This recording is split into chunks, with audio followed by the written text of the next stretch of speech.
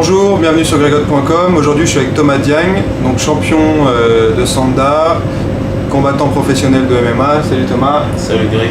Alors je voulais que tu nous racontes un petit peu comment tu as commencé les arts martiaux, à quel âge, comment tu en es venu en fait à commencer les arts martiaux. Alors moi j'ai commencé à 14 ans, à Noisy-le-Grand, donc 93. Ok. J'avais 14 ans en fait, aujourd'hui j'en ai 28. Ok. J'ai commencé avec le Kung Fu. D'accord. Et puis j'ai fait beaucoup de techniques, beaucoup de Tao pendant quelques années. Et puis après on s'est tous lancés dans le Sanda en fait. Notre école s'est plus dirigée vers le Sanda. Ok. Et puis moi qui voulais faire un sport de combat en fait, progressivement je me suis retrouvé en Sanda. J'ai commencé à aimer et puis à la fin c'est devenu une passion. Voilà, donc tu as commencé un peu par du traditionnel entre guillemets avec des Tao et tout ça. Puis au fur et à mesure, tu as dévié donc, vers l'aspect vraiment compétition. Voilà, et même au niveau du combat en fait j'ai commencé par le traditionnel. Ouais. Sanchu, tu vois, le Sanchu. Et puis au fur et à mesure j'ai commencé à faire du Sanda et puis à la fin j'ai tourné du Sanda. D'accord. Donc tu es resté longtemps dans le club où tu avais commencé? Ouais, j'y suis toujours. Tu es toujours. D'accord. C'est mon club à Noisy-le-Grand, la SPDNG, avec Jules No, c'est notre entraîneur. Ok. Et puis ouais, j'y suis toujours. Ouais. Alors qu'est-ce que tu avais fait comme résultat en Sanda? Alors j'ai fait plusieurs fois champion de France. Ok. J'ai fait champion d'Europe en 2008. Et puis j'ai gagné quelques rencontres comme des Open de Belgique ou le Parscup en Iran, des ceintures aux États-Unis, des choses comme ça. Ok. Donc justement, tu parles des États-Unis, maintenant tu vis aux États-Unis. Ouais. Et donc comment t'es arrivé en fait à partir aux États-Unis? Qu'est-ce qui s'est passé J'ai voulu vivre de ma passion en fait. J'ai voulu vivre du combat. Ok. Étant donné qu'en France c'est très difficile, c'est même presque impossible. En tout cas pour ce qui est du kickboxing, MMA ou Sanda. Ouais. Donc j'ai voulu bouger quoi. Au début, et puis, je voulais même pas aller aux États-Unis au début. Je voulais juste aller dans un pays où je pouvais en vivre. Je voulais vraiment progresser et devenir fort. Donc tu vois, je voulais aller en Chine, je voulais aller en Roumanie, je voulais aller en Russie. Et puis à la fin c'est tombé sur les États-Unis en fait parce que de toute façon je voulais commencer le MMA. Ouais. Et puis j'avais mon cousin qui habitait là-bas, donc pour des questions techniques c'était plus facile. Et donc j'ai pris mon sac à dos et puis je suis parti. Enfin mon sac à dos non, parce qu'il y avait mon cousin en fait, mais j'ai pris mes clics et mes claques quoi. Et puis je suis parti chez mon cousin, chez Kongli. Ouais. Je me suis entraîné là-bas, ça s'est bien passé. Ouais. Il m'a proposé un contrat avec eux, Ouais. que j'ai accepté parce que c'est ce que je voulais. Et puis à partir de là, j'ai commencé à apprendre le MMA, donc le sol, parce que c'est ce qui me manquait en fait, avec beaucoup de détails, mais en majorité le sol. Ok. Et puis quelques mois après, j'ai signé avec Strikeforce. Puis entre-temps, j'ai gagné les championnats d'Europe, donc ça, tu vois, ça m'a permis d'avoir un bon contrat avec Strikeforce. Ouais. Et donc, je suis revenu chez Kongli et puis tout a commencé là. D'accord. J'ai commencé à apprendre le sol. J'avais déjà commencé un petit peu ici chez Flavio Peroba à Santiago. Donc j'avais quelques bases, après je suis parti aux États-Unis et puis Kongli m'a aidé à continuer à progresser dans les MMA. D'accord, donc Kongli t'a bien accueilli, t'as quelqu'un comme ça d'étranger qui arrive et qui est motivé, si t'arrives à faire tes preuves, Ouais, et puis surtout que le feeling est bien passé entre nous. Ouais. Il a vu que j'étais quelqu'un de respectueux, tu vois. Il a vu que mon niveau était bien et que voilà, qu'il pouvait faire quelque chose avec moi et que pareil, qu'on pouvait travailler ensemble. Après, il y a une question de feeling, il ne m'a pas aidé n'importe qui. Ouais. Mais voilà, il a vu qu'il y avait quelque chose à faire. Et puis il m'a donné les moyens, il m'a fait signer un bon contrat. Tu vois, et puis après, il m'a ouvert les portes quoi, et puis c'est moi qui les ai franchis. D'accord. Alors, en fait, il t'a intégré dans son équipe de combattants professionnels. Voilà. Et donc tu signes un contrat quand tu rentres dans une équipe comme ça là-bas, c'est ça ou...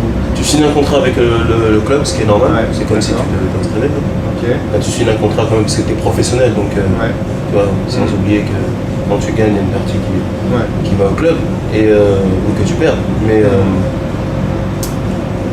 tu signes un contrat avec le club et tu signes un contrat avec l'organisation qui t'accueille. Moi en l'occurrence c'était Strikeforce, donc j'ai signé un contrat avec Strikeforce. Donc j'étais en contrat avec les deux. D'accord. Ok. Et donc maintenant, tu donnes des cours aussi chez Kongli. Donc voilà, je donne toujours des cours chez Kongli, je donne des cours dans d'autres écoles aussi, et puis je donne des cours de...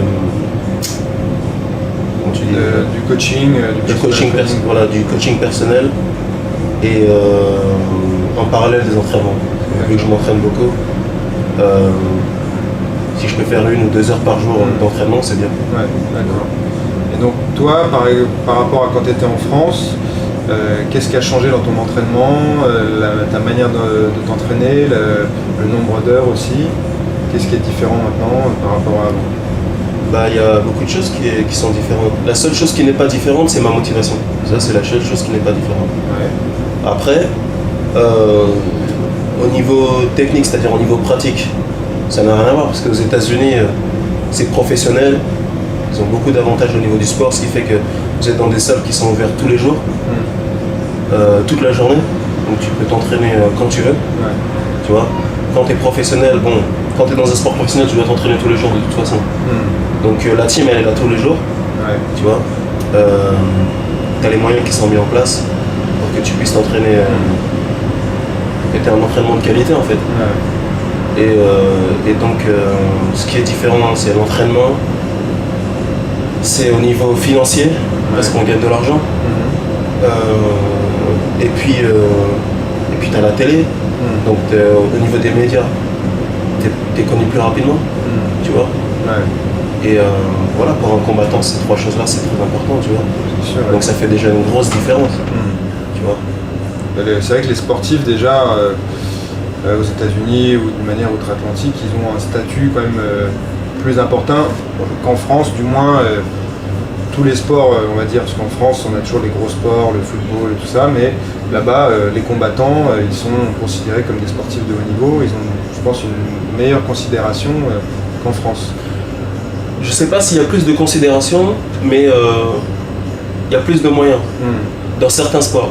Ouais. C'est-à-dire que ici c'est le foot, aux États-Unis c'est pas pareil, tu fais du foot, t'es moins connu. Donc après ils ont placé leur priorité sur certains sports et nous on en a fait, on a placé nos priorités autre part. Le rugby, tu joues au rugby là-bas, il n'y a pas de rugby, c'est le football américain. Ici le rugby ça marche. Donc après c'est juste que ici les sports de combat ça marche moins que là-bas. Le basket ça marche plus là-bas.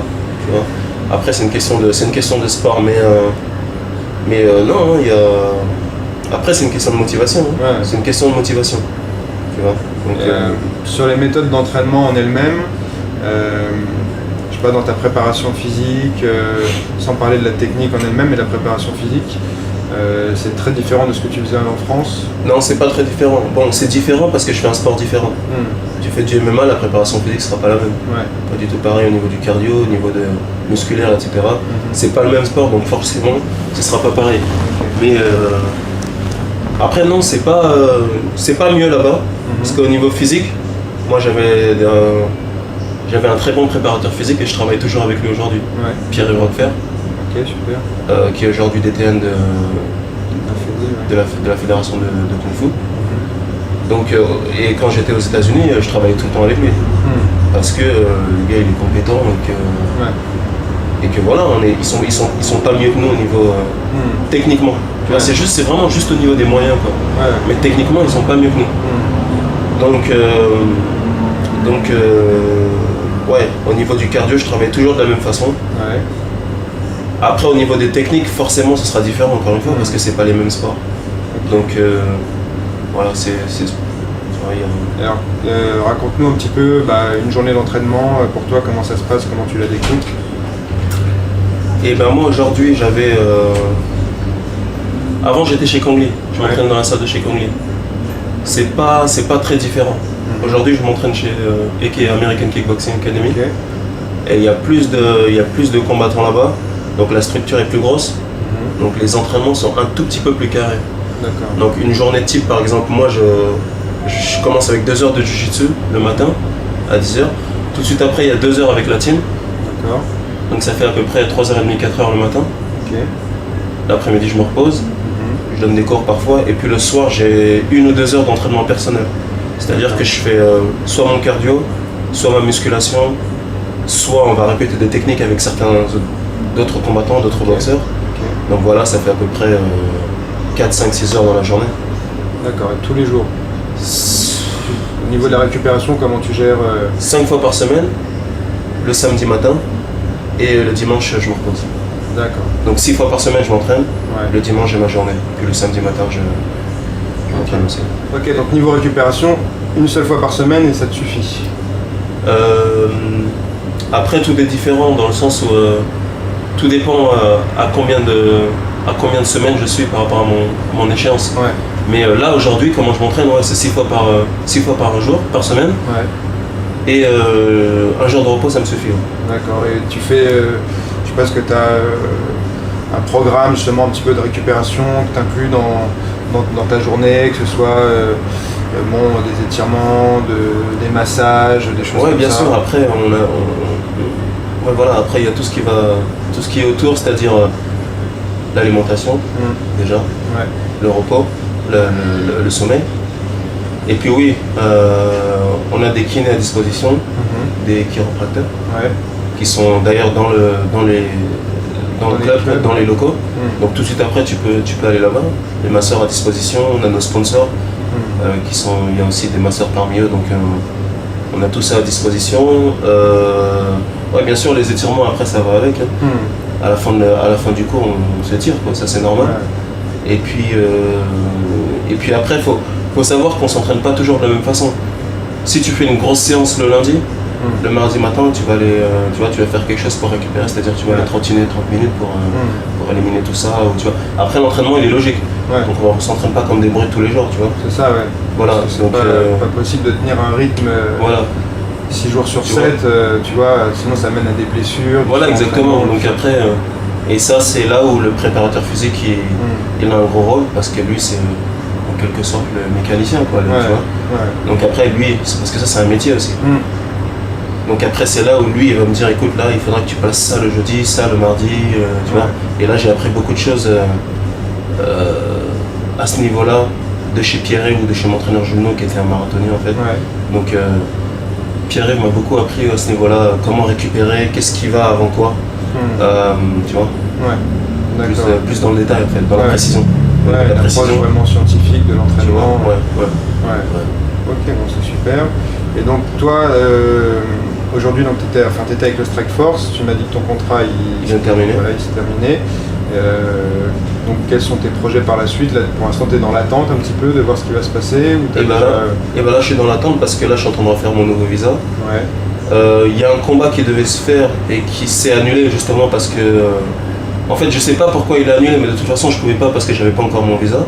Ça devait être avec Crazy Horse, Charles Bennett. Ouais, ok. Voilà, je devais le rencontrer et puis ça s'est pas fait. C'était pour la fédération, c'était pour l'organisation King of Cage. Ok, ouais. C'est une bonne organisation, maintenant il passe à la télé. Donc là, c'est en attente, je sais pas trop ce qui va se passer, j'attends de repartir. D'accord. Donc je repars d'ici un mois et quelques. J'attends de repartir aux États-Unis pour voir ce qui se présente. Tu vois, quelles organisations sont disponibles, quels combattants, etc. Et puis de toute façon, là, ma priorité, c'est l'entraînement. Ouais. Vu que j'ai perdu mes 2 derniers combats, ma priorité, c'est l'entraînement. Ce sont mes seules armes, c'est mon niveau. Ouais. Donc, je me presse pas, je m'entraîne à fond, puis quand ça viendra, de toute façon, Ouais. la patience. Hein. Alors, d'après toi, sur tes 2 derniers combats, qu'est-ce qui s'est passé? Qu'est-ce qui t'a manqué? Je pense que j'avais un gros manque d'assurance au sol. Ouais. Même si j'avais les capacités, j'avais un bagage technique qui me permettait de lutter au sol. Dans la tête, ça allait pas au niveau du sol, c'est-à-dire que j'évitais à tout prix. Quoi. Et puis même quand je faisais des choses, j'étais pas sûr à 100% comme je le suis quand je suis debout. Donc j'avais ce décalage entre debout et au sol. Quand je me retrouvais au sol, dans ma tête, ça allait un tout petit peu moins. Et ce qui faisait que mon adversaire, il avait un avantage psychologique par rapport à moi. Donc ça, c'était mon défaut. Il y a aussi le fait que les gars, ils étaient meilleurs que moi au sol, tu vois. Donc il n'y avait pas aussi que le mental, il y avait aussi la technique. Donc voilà, je continue à bosser sur tout. D'accord. De toute façon. Et qu'est-ce que tu as pensé du niveau pied-point aux États-Unis par rapport à ce que tu as pu voir en France ou au niveau européen? Eh ben, ils ont un bon niveau, Ouais. mais comme c'est pas leur spécialité, ils n'ont pas le meilleur niveau. D'accord. Donc par contre, ils ont un excellent niveau au sol. Mais debout, ils ont des très bons boxeurs, bien sûr. Ouais. Mais en kickboxing, ils sont très bons aussi, mais ils sont pas meilleurs que l'Europe. Ouais. C'est-à-dire qu'on a un très bon niveau aussi, debout. Ouais. Ouais. Par contre, au sol, la lutte, c'est une culture là-bas. Donc, ils le font au lycée, etc. Donc, Ouais, ils ont toujours une longueur d'avance par rapport à nous. Par contre, en grappling, on est pas mal. Aujourd'hui, le grappling, il est bon en France. Ouais. Il y a des super teams, tu vois. Ouais. Donc voilà, en pied-point, ça va, on est bien. Ouais. Au sol, il faut bosser très dur parce qu'ils sont très forts. Et le Sanda dans le MMA, donc qu'est-ce qui t'a... Enfin, ça t'a aidé donc sans doute pas mal. Si tu avais fait juste du kickboxing, ça aurait été un petit peu plus difficile peut-être, parce qu'il y a déjà des liaisons avec le sol, des projections. Ouais. Qu'est-ce que tu as pensé de l'intérêt du Sanda pour le MMA? Alors tout d'abord, le truc c'est que déjà il faut bien préciser que c'est 3 sports différents, kickboxing, Sanda et MMA, dans le sens où c'est vraiment 3 sports différents. C'est-à-dire que le pied-point du Sanda, c'est pas le même que le pied-point de kickboxing. Ouais. Et le pied-point de kickboxing, c'est pas le même que le pied-point de MMA. Donc oui, ça aide, mais c'est vraiment pas tout. Ouais. C'est-à-dire que même si tu es bon en pied-point projection, bien sûr ça m'a aidé. Le Sanda, c'est bien sûr. Je pense que c'est un des meilleurs sports pour la transition. Mais c'est vraiment pas tout. C'est-à-dire que j'ai pas gardé mon pied-point de Sanda et puis j'ai juste rajouté le sol. Ouais. Non, il y a beaucoup de choses qu'il a fallu changer. Il a fallu intégrer le Sanda au MMA. Ouais. Tu vois, donc oui, ça m'a beaucoup aidé, mais c'est pas le même pied-point, comme je t'ai dit, c'est pas les mêmes projections, parce qu'il y a des projections au Sanda qui t'amènent à des mauvaises positions au sol. Ouais. C'est-à-dire, tu tombes sur une guillotine, tu vois, où ton bras, il est, tu vois, le gars, il termine le bras tout de suite après, tu vois. J'en ai fait 1000 des erreurs comme ça m'a beaucoup appris. Hein. Et par contre, il y a beaucoup de choses que nous, on fait en Sanda qu'eux, ils font pas. Enfin, beaucoup, quelques trucs, tu vois. Donc ouais, ça m'a beaucoup aidé. Mais il faut faire attention parce que ça peut être dangereux aussi. Tu vois, tu peux être très bon dans quelque chose en Sanda, t'arrives, tu veux le faire en croyant que ça va passer en MMA et tu te lances dans la gueule du loup en fait. Ouais. C'est un peu vrai aussi pour la lutte, on voit des lutteurs qui... il y a des positions pareil en lutte où on va arriver, quand il y a une soumission qui est possible, on n'est pas forcément bien positionné, on voit souvent des lutteurs qui se prennent des guillotines, ça, donc il y a une adaptation, de toute façon quel que soit le sport, je pense, pour arriver à du MMA. Le MMA aujourd'hui c'est vrai que c'est plus une somme de plusieurs styles, mais c'est vraiment un style à part entière. Voilà, c'est vraiment un style à part entière, mais c'est le fait qu'il y ait eu plusieurs disciplines à gauche, à droite, qui ont fait que le MMA est à un grand niveau, je pense. Je pense que c'est parce que il y a des gens qui ont apporté le jiu-jitsu, je sais pas, les Gracie ou autres, qui ont apporté le jiu-jitsu. C'est pour ça qu'aujourd'hui le jiu-jitsu il est gros en MMA. Il y a des gens en pied-point qui sont venus, qui avaient un super niveau, qui sont venus. C'est pour ça que certains sont très bons en pied-point, tu vois. C'est pour ça que ça fait des Anderson Silva ou des John Jones qui sont bons partout, tu vois. Parce que il y avait à gauche, à droite des gens qui étaient super dans leur niveau et qui sont tous apportés. C'est ce qui a fait le MMA, Mixed Martial Arts. Aujourd'hui, c'est ce qui a apporté ça aujourd'hui. Donc faut pas se dire non plus, voilà, non, il faut que je fasse du MMA et c'est tout. C'est bien d'aller voir les spécialités à gauche, à droite pour savoir tirer le meilleur, tu vois. Et ça c'est...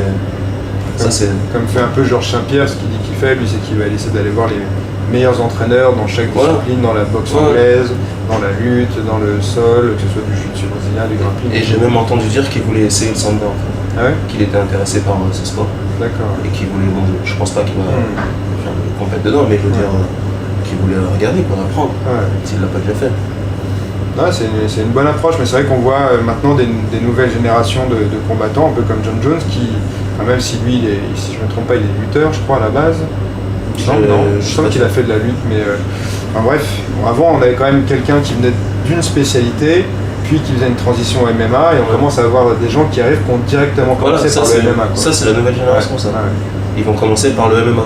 Et ce qui fait que ça va être des mecs bons partout, tu vois. Tu sais, comme les gars au Brésil, ils sont super bons au sol, ils aiment bien le Muay Thai, donc ils sont super bons debout. Donc ça fait des super combattants, tu vois. Ouais, ça fait des gens très complets tout de suite. Tu vois, c'est pareil pour aux États-Unis, c'est des bons lutteurs. La lutte qui a une grosse base en MMA, c'est la lutte. Et ce qui fait que les mecs ils apprennent de la boxe anglaise, tu vois. Parce que la culture en boxe anglaise aux États-Unis elle est grosse. Un mec bon en boxe anglaise et en lutte, il a une très grosse base en MMA. Tu vois, très très grosse base. Et ça t'a pas handicapé par exemple le fait que le MMA se soit pas autorisé en France, qu'on puisse pas réellement combattre en MMA, quand tu arrives aux États-Unis, que tu es français, il n'y a pas eu de souci de dire celui-ci n'est forcément pas expérimenté vu que dans son pays c'est pas autorisé. Alors, forcément quelqu'un sera désavantagé si c'est pas autorisé dans son pays. Mais le truc c'est que moi, personnellement non, parce qu'à cette période-là, je voulais pas faire de MMA encore. Ouais. Moi j'ai vraiment décidé de faire du MMA quand j'ai décidé d'aller aux États-Unis. Okay. Avant ça, je voulais faire du sanda professionnel. Okay. Tu vois, je voulais faire du K1 professionnel, tu vois, du K1. Tu vois. Je pensais faire du MMA mais pas maintenant. Donc dans tous les cas, moi personnellement ça me touchait pas. Vu que de toute façon j'allais le faire aux États-Unis. Tout le temps que j'étais en France, j'étais dans le sanda et dans le kickboxing. Donc mais oui, forcément, si c'est pas. Là il y a beaucoup de gens, il y a beaucoup de professionnels, des gens qui ont beaucoup de talent ici en France que je côtoie, que je m'entraîne, avec qui je m'entraîne. Ils sont désavantagés parce qu'il n'y a pas de MMA en France, il y a de la pancrace, c'est pas pareil. Tu sais, t'enlèves une règle, ça change le sport complètement, tu vois. Donc, la pancrace, il n'y a pas de coup au sol, ça change beaucoup de choses. Ça devient du grappling au sol, tu vois. Voilà, ça change tout. Et donc, je pense que si, ça pénalise beaucoup les combattants qui... Ils sont limite plus méritants parce qu'ils doivent aller combattre à l'étranger, ils n'ont pas de reconnaissance dans leur pays, donc c'est vrai qu'ils ont encore plus de mérite. C'est pas évident, même psychologiquement, tu vois, je pense on peut voir ça comme ça. Mais après, même si tu as le sport chez toi, ça veut pas dire que tu vas percer dedans. Non, c'est sûr. Voilà. Tu sais, moi je suis parti aux États-Unis, j'ai vu des gens avec des grosses structures là où je m'entraînais et tout ça, et puis ils s'entraînaient pas sérieusement. Et je leur disais, vous vous rendez pas compte de la chance que vous avez, tu vois. Donc oui, c'est vrai, ça pénalise les gens quand t'as pas ce qu'il faut, mais ça veut pas dire que quand t'as ce qu'il faut, tu fais ce qu'il faut. C'est sûr. Tu vois. Donc après, et puis d'ailleurs, quand tu réfléchis, c'est quand tu n'as pas quelque chose que ça te donne envie de le faire, tu vois. Donc ces gens qui ont tout à côté, ils se rendent pas compte. Tu vois, donc ils vont à la salle et ils se disent voilà. Tu vois. Mais nous, on veut être comme le top, donc tu vois, on se déchire, on va à gauche, à droite, etc. Quand t'as tout à portée de main, c'est pas la même chose. En fait, t'es dans une cage de règle, tu vois, tu te rends pas compte. Donc, tu vois. Ouais, toi, ça t'a donné cette motivation et tu réalises, t'apprécies la chance que t'as d'avoir les structures, la possibilité de combattre. Ah ouais, j'apprécie tous les jours que Dieu fait. J'apprécie aujourd'hui, demain, j'ai apprécié. J'espère que j'apprécierai encore longtemps. Tout ce que j'ai tous les jours. Ok, écoute, j'espère que ça va bien se passer pour toi, pour tes prochains combats. Merci. Et puis merci d'avoir répondu à toutes les questions. Avec plaisir. Et à bientôt. À bientôt. Merci Greg.